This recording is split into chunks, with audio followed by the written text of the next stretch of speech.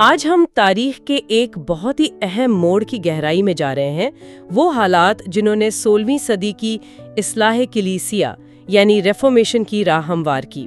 ہمارے پاس کچھ تاریخی ذرائع ہیں جو ہمیں تقریباً 1300 سے 1517 تک کے دور میں لے جاتے ہیں۔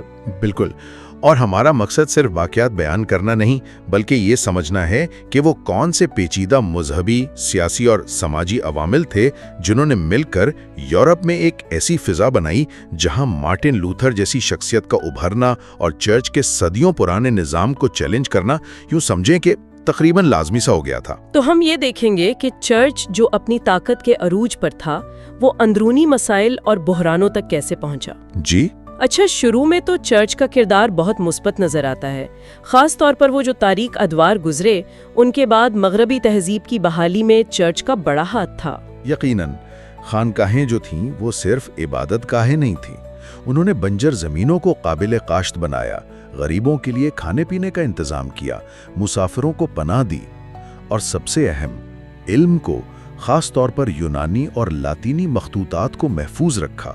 معاشرے میں نظم و ضبط قائم رکھنے کا ایک بڑا ذریعہ تھا چرچ۔ تو پھر یہ طاقت اور اثر و رسوخ کب مسئلہ بننا شروع ہوا؟ یہ 14ویں صدی کے آغاز سے ہی آثار نظر آنے لگے تھے، جب چرچ کی طاقت اور دولت میں بے پناہ اضافہ ہو گیا۔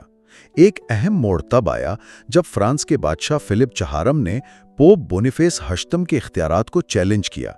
یہ ایک طرح سے سیکولر حکمرانوں کی طرف سے پوپ کے اقتدار کے خلاف پہلی بڑی بغاوت تھی۔ اچھا، اور اس کے بعد وہ ایونیون کی اسیری والا معاملہ ہوا ہے نا، 1309 1377، جب پوپ روم سے ایونیون منتقل ہو گئے جو فرانس کے زیر اثر تھا۔ جی بالکل، اور اس دور نے چرچ کی ساخت کو بہت نقصان پہنچایا۔ مطلب پوپ کو غیر جانبدار نہیں سمجھا جاتا تھا بلکہ فرانسیسی بادشاہ کا، آپ کہہ سکتے ہیں کہ ایک طرح سے اعلیٰ کار سمجھا جانے لگا۔ اس سے مالی مسائل بھی پیدا ہوئے ہوں گے؟ یقیناً، روم سے دور ہونے کی وجہ سے آمدنی کے ذرائع متاثر ہوئے، تو اس کمی کو پورا کرنے کے لیے پوپ نے کئی نئے اور متنازع ٹیکس لگائے، جیسے اینٹس، جو کسی بھی بشپ یا پادری کی تقرری پر پہلے سال کی آمدنی کا بڑا حصہ ہوتا تھا، ٹائتھ یعنی 10واں حصہ تو تھا ہی، اور پھر پیلیم جو ایک خاص قسم کا مذہبی لباس تھا، اس کے لیے بھی بھاری رقوم لی جانے لگی۔ تو عوام میں اور مقامی حکمرانوں میں اس پر رد عمل تو آیا ہوگا۔ وہ انگلینڈ کے بادشاہ ایڈورڈ سوئم والی بات کیا تھی؟ ہاں، وہ ایک دلچسپ مثال ہے۔ انگلینڈ میں ان ٹیکسوں پر اتنی شدید تنقید ہوئی کہ بادشاہ ایڈورڈ سوئم نے پوپ کو یاد دلایا کہ ان کا کام بھیڑوں کی اون اتارنا نہیں بلکہ انہیں چرانا ہے۔ جرمنی میں تو حالات اس سے بھی زیادہ خراب تھے، وہاں پوپ کے ٹیکس جمع کرنے والوں پر تشدد کے واقعات بھی ہوئے۔ اوہ، مطلب چرچ کی اخلاقی حیثیت کمزور پڑ رہی تھی، اور پھر اس کے فوراً بعد وہ عظیم مغربی تفرقہ شروع ہو گیا 1376 سے 1417، جب بیک وقت 2 اور کچھ عرصے کے لیے تو 3 لوگ پوپ ہونے کا دعویٰ کر رہے تھے۔ یہ تو بہت ہی عجیب صورتحال ہوگی۔ یہ چرچ کی تاریخ کا شاید سب سے بڑا داخلی بحران تھا۔ اس نے پوری عیسائی دنیا کو تقسیم کر دیا۔ عام آدمی کے لیے یہ سمجھنا مشکل ہو گیا کہ اصل پوپ کون ہے، کس کی بات مانی جائے۔ اس بحران کو حل کرنے کے لیے کونسلیں بلائی گئیں، جیسے پیزا اور کانسٹنز میں۔ ان کونسلوں نے کوشش کی کہ پوپ پر کونسل کی بالادستی قائم ہو، لیکن وہ پوری طرح کامیاب نہیں ہو سکیں۔ اگرچہ تفریقہ ختم ہو گیا، مگر پوپ کا ادارہ مزید کمزور ہو گیا۔ ان حالات میں کیا چرچ کے اندر سے ہی اصلاح کی آوازیں نہیں اٹھ رہی تھیں؟ مطلب کیا سب خاموش تھے؟ نہیں، ایسا نہیں تھا، آوازیں پہلے سے اٹھ رہی تھیں۔ انگلینڈ میں جان وائکلف ایک اہم نام ہے، وہ 13ویں صدی کے آخر اور 14ویں صدی کے شروع میں تھے۔ انہوں نے چرچ کی بے پناہ دولت اور دنیاوی طاقت کو بہت شدت سے چیلنج کیا۔ وہ کہتے تھے کہ اصل اتھارٹی بائبل ہے، پوپ نہیں۔ انہوں نے تو یہاں تک کہہ دیا کہ ریاست کو یہ حق حاصل ہے کہ وہ چرچ کی وہ جائیداد ضبط کر لے جو اس کی ضرورت سے زیادہ ہے۔ اچھا، اور پھر بوہیمیا یعنی آج کے چیک ریپبلک میں جان ہس تھے جو وائکلف سے متاثر تھے؟ جی ہاں، جان ہس نے وائکلف کے خیالات کو آگے بڑھایا۔ انہوں نے خاص طور پر پادریوں کی بدعنوانی، جیسے عہدوں کی خرید و فروخت جسے سائمنی کہتے ہیں، اور انڈلجنسز کی فروخت کی سخت مذمت کی۔ انڈلجنسز یعنی گناہوں کی معافی کے سرٹیفکیٹ بیچنا؟ بالکل، اور جان ہس کا انجام بہت المناک ہوا۔ انہیں کونسل آف کنسسٹنس میں بلایا گیا، حفاظت کی ضمانت بھی دی گئی، مگر وہاں ان پر غداری کا مقدمہ چلا کر انہیں زندہ جلا دیا گیا۔ اوہ، اس کا تو بہت شدید رد عمل ہوا ہوگا بوہیمیا میں۔ بہت شدید۔ اس واقعے کے بعد بوہیمیا میں ہسائٹ جنگوں کا ایک طویل سلسلہ شروع ہو گیا جو کئی دہائیوں تک جاری رہا۔ تو یہ نظریاتی اختلافات اب کھلی جنگ میں بدل رہے تھے۔ اسی دوران یورپ میں ایک اور بڑی تبدیلی آ رہی تھی، نشاط الثانیہ اور ہیومنزم کی۔ اس کا کیا اثر پڑا؟ اس کا اثر بہت گہرا اور کئی سطحوں پر تھا۔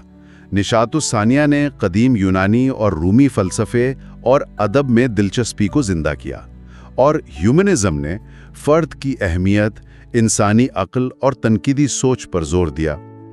ولیم آف اوکم اور نکولو میکیاویلی جیسے مفکرین نے چرچ کے روایتی عقائد اور سیاسی نظریات سے ہٹ کر سوچنا شروع کیا۔ اور ایراسمس کا کیا کردار تھا؟ وہ تو خود بھی چرچ سے وابستہ تھے۔ جی، ایراسمس بہت دلچسپ شخصیت ہے۔ وہ چرچ کے اندر رہتے ہوئے پرامن اصلاحات چاہتے تھے۔ وہ چرچ کے بنیادی ڈھانچے اور پوپ کے وفادار تھے، لیکن انہوں نے راہبوں کی سستی، رسومات پر اندھا اعتقاد اور توہم پرستی پر سخت تنقید کی، بلکہ طنز بھی کیا۔ ان کا ایک بڑا کارنامہ نئے عہد نامے کا یونانی متن سے براہ راست لاطینی ترجمہ کرنا بھی تھا۔ اس سے بائبل کے مروجہ لاطینی ترجمہ جو ولگٹ کی کئی خامیاں سامنے آئیں۔ یعنی ایک طرف چرچ اندرونی خلفشار اور تنقید کا شکار تھا، اور دوسری طرف نئی علمی اور فکری تحریکیں روایتی سوچ کو چیلنج کر رہی تھیں۔ کیا چرچ نے خود کو بدلنے کی کوئی سنجیدہ کوشش کی؟ کوششیں ضرور ہوئی۔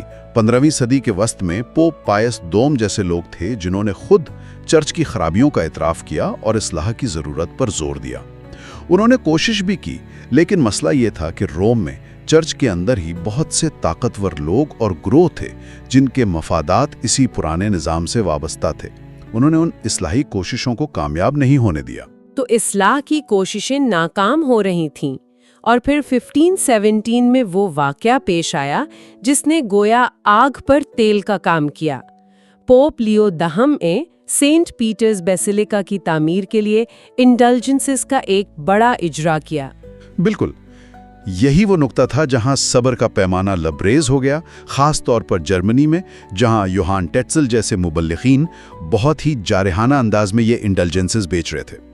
ان کا مشہور نعرہ تھا کہ جیسے ہی سکہ صندوق میں گرتا ہے، روح پرگٹری سے نکل کر جنت میں اچھل پڑتی ہے۔ یہ تو بالکل کھلی خرید و فروخت تھی۔ جی، اور عوام میں پہلے اس بات پر شدید غصہ اور بے چینی تھی کہ چرچ کا پیسہ جرمنی سے روم جا رہا ہے۔